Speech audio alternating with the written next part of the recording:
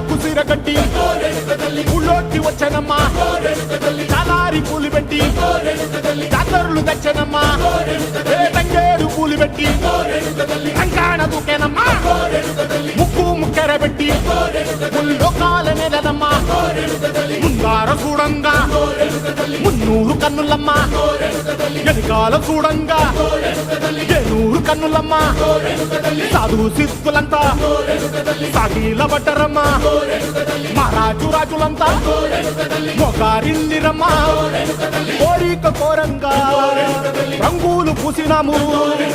ఆశలు తీరంగా